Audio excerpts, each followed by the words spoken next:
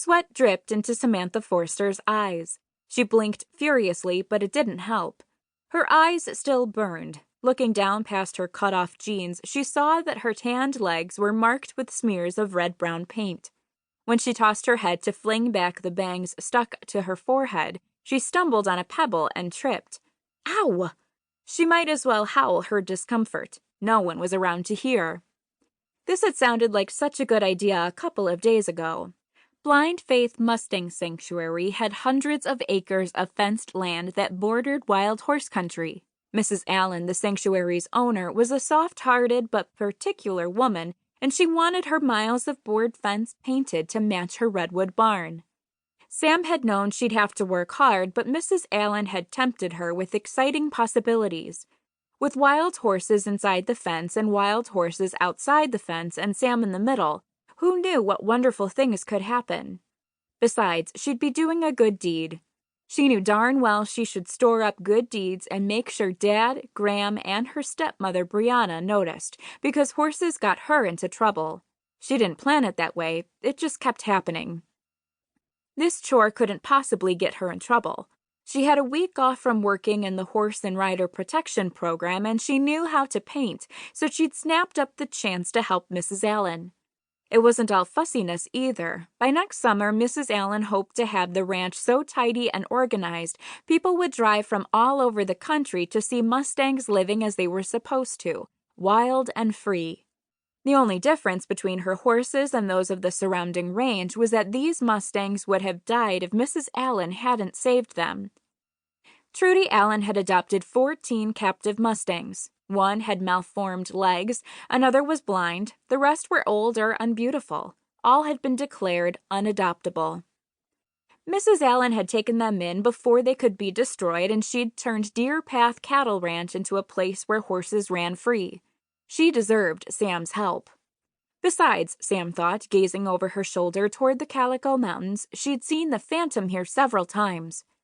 If the silver stallion who'd once been her hand-raised colt sensed she was here and alone, he might come to her. Sam had a lot of good reasons to happily tackle her chore, but it was still July in Nevada's high desert, and it was really hot. Sam lifted the hem of her t-shirt, then stopped. She'd been about to blot the sweat from her eyes, but forget it. Her red t-shirt sagged with the same steamy dampness of a saddle blanket after a hard ride. She'd never minded it before. You just lifted off the saddle, and when you raised the saddle blanket, it was like the horse had been in a sauna. But she didn't want to put such sogginess on her face.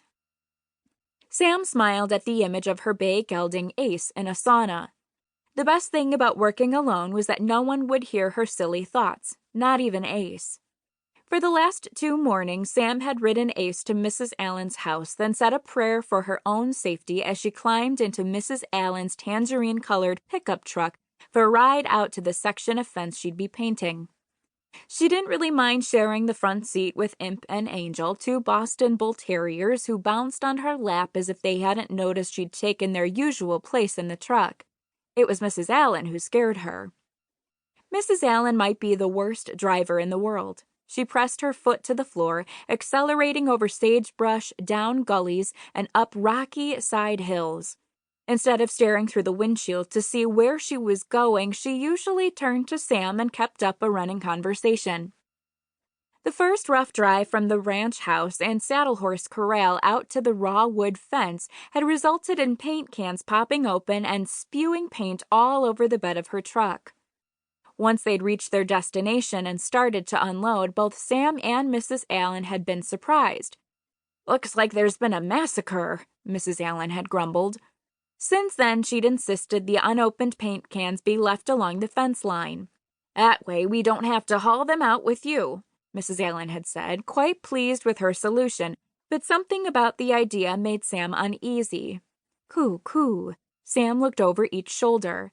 She heard the dove, but saw nothing alive. No birds, no antelope, no wild horses. Only yellow cheatgrass moved, blowing in the wind. Sam looked up into a blueberries and cream sky. That dove was calling from somewhere. "I don't know about this," Sam said to the invisible bird. "Leaving these paint cans out overnight just doesn't seem like a good idea.